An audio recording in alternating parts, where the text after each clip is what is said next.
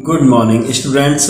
BEd first year अर्थात BEd प्रथम वर्ष पेपर 6 बीएड फर्स्ट ईयर में पेपर 6 है जिसका नाम है जेंडर स्कूल एंड सोसाइटी अर्थात लिंग विद्यालय और समाज।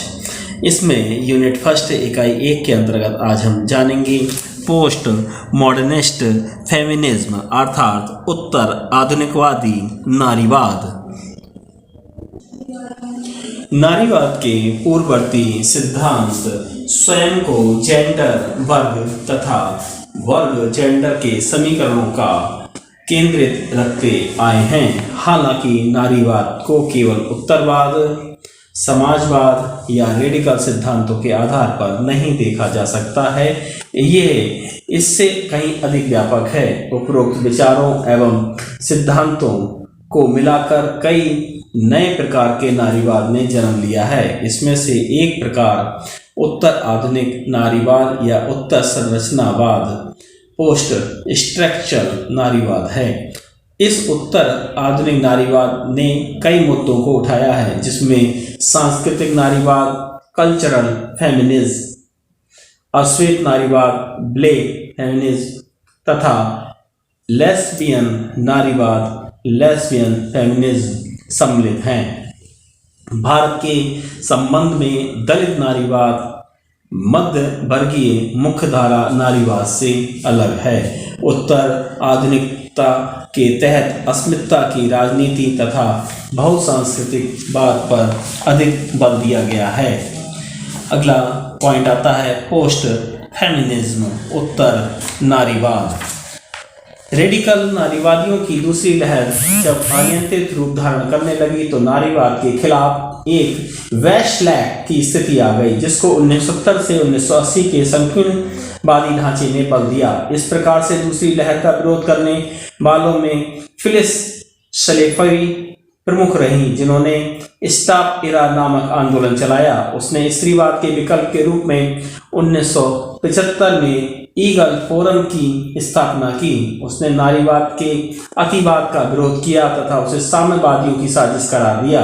इस बैकलैश में जिस पुस्तक ने स्त्रीवाद के मूल सिद्धांतों पर प्रहार किया वह थी मार्बेल मार्टन की टोटल वुमन, जिसमें कहा गया था कि औरत का सबसे महत्वपूर्ण यौन अंग उसका मस्तिष्क है, 20% शिक्षा और 80% रवैया है। उत्तर नारीवाद के इस युग में कहा गया कि नारीवाद की द्वितीय लहर को केवल श्वेत मध्यवर्गीय मध्य आयु की स्त्रियों तक ही सीमित कर दिया गया था और इस प्रकार ये अश्वेतों तथा तीसरी दुनिया की स्त्रियों को नजरअंदाज कर रही थीं। इस बैकलैश में ये सर्वमान्य तथ्य भी मीडिया द्वारा प्रचलित कर दिया गया कि महिलाएं उत्पीड़न का कोई एक सिद्धांत संभव नहीं है। प्रत्येक महिला के पास सुनाने को अपनी ही कहानी होती है।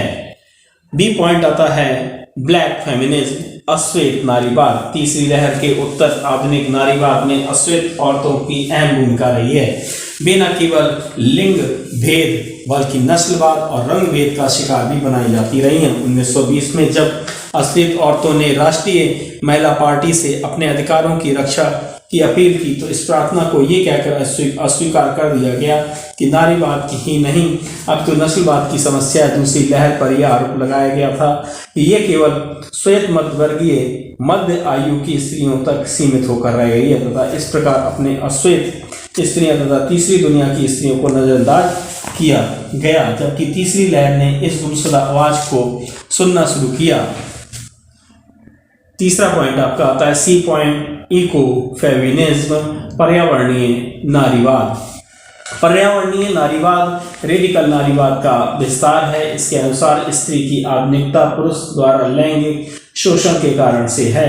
इस प्रवृत्ति ने पुरुष और स्त्री के बीच स्वाभाविक जैविक विभिन्नताओं पर बल दिया है। ये धारा इस बात पर जोर देती है कि स्त्रियों में कुछ गुण निहित हैं, जैसे प्रकृति से निकटता, पालन पोषण करने के गुण, जनवादी और इकट्ठे रहने की भावना व शांति बनाए रखना। इस प्रकृति के अनुसार पुरुष के निहित गुण हिंसा और दूसरों पर हावी होना आदि है। नारीवाद ने पृथ्वी पर पितृसत्तात्मक प्रभुत्व का वर्णन द्वारा पर्यावरण के बारे में एक राजनीतिक समझ पैदा की है। वुमेन एम्पावरमेंट नेटवर्क मई 1997 में इस आंदोलन को पर्यावरणीय नारीवाद तथा स्त्री आध्यात्मिक नारीवाद के एक केंद्र बिंदु के रूप में देखा जा सकता है। हालांकि इस झुकाव ने पर्यावरण को नष्ट करने वाली योजनाओं के विरुद्ध आवाज उठाई। महिलाएं पेड़ों को बचाने के लिए गीत गाते हुए आंदोलन करती हैं और ये जंगल हमारा मायका है तथा इसे हम पूरी ताकत से बचाएंगे। इस प्रकार नारीवाद में चिपको आंदोलन, नर्मदा बचाओ आदि आंदोलन किए जा सकते हैं। डी पॉइंट आता है पावर फेमिनिज्म, सत्ता नारीवाद। सत्ता नारीवाद उत्तर नारीवाद के विपरीत दिशा में जाता है। ये नारी अस्तित्व के शिकारी पीड़ित रूप को अस्वीकार करता है। स्त्रियों को अपनी सभी संभावनाओं को विकसित करके सशक्तिकरण करने के लिए प्रोत्साहित करना पर जोर देना चाहिए। व्यक्तिगत से समुदाय स्तर पर इस सशक्तिकरण की प्रक्रिया को गति प्रदान करनी चाहिए। दूसरे शब्दों में सकारात्मक चिंतन और सकारात्मकता की इस समस्या का हल ढूंढा जा सकता है, ऐसी इस नारीवाद की धारणा है। इसी धारणा के चलते वर्ष 2001 में गर्ल पावर के शब्दकोश में शामिल करते हुए इसकी व्याख्या इस प्रकार की गई कि आत्मनिर्भरता तथा महत्वाकांक्षा के साथ साथ व्यक्तिवाद की भावना भी प्रबल हुई। इस परिवर्तन के कई कारण हैं, जैसे कि वैश्वीकरण, उपग्रह मीडिया तथा इंटरनेट, नए रोजगार तथा व्यवसाय, शिक्षा का प्रसार और दूसरी दुनिया में भ्रमण और मिश्रण के अधिक अवसर प्रदान किए गए। दूसरे प्रकार के नारीवाद भी उभर कर आ रहे हैं, जिसमें किसी विशिष्ट सामाजिक मुद्दे को लेकर संघर्ष करते हुए, जैसे कि पर्यावरण विनाश। इनमें मुख्य है चिपको आंदोलन, मेधा पाटकर का नर्मदा बचाओ अभियान तथा वंदना शिवा का इको फेमिनिस्ट विचार, जिसमें पर्यावरण के चिंता शामिल है। ये जागरूकता के कुछ उदाहरण हैं। इन सब में सामाजिक वास्तविकताओं की कुछ समस्याएं हैं, जैसे कि पानी की कमी, तीसरी दुनिया के संबंध में स्त्रियों का प्रश्न बन गया। परिवार तथा कृषि श्रमिकों के रूप में औरतों को ही पानी से संबंधित प्रबंध करना पड़ता है। इस से उत्पन्न जल आपदा के प्रश्नों को वे सीधे संबंध रखती हैं, इसलिए इन समस्याओं से वे सीधे रूप से जुड़ी हुई हैं। अंततः मुख्य नारीवाद सिद्धांतों के अध्ययन से स्पष्ट हो गया है कि स्त्रीवाद के सभी सिद्धांतों में आपस में वैचारिक मतभेद हो रहे हैं, परंतु जिनके कारण उनके समूह प्रकट होते रहे हैं। स्थूल रूप से विवाद समानता स्त्रीवाद तथा विभेदीय स्त्रीवाद में हो रहा है।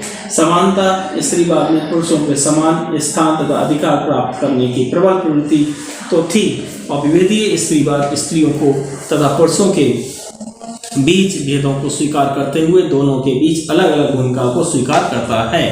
अगला पॉइंट आता है आपका अंतिम point, western feminism versus Indian feminism. पश्चिम नारीवाद बनाम भारतीय नारीवाद। सामान्यतः नारीवाद की बात चलने पर पश्चिमी नारीवाद का विस्तृत आंदोलन और उपलब्धियां सामने आ जाती हैं तथा ये प्रश्न भी उठता है कि पश्चिमी नारीवाद के सिद्धांत भारतीय स्थिति में कैसे ग्रहण होंगे। ये प्रश्न समयानुकूल भी है जब पश्चिम नारीवाद ही सवालों के घेरे में हो।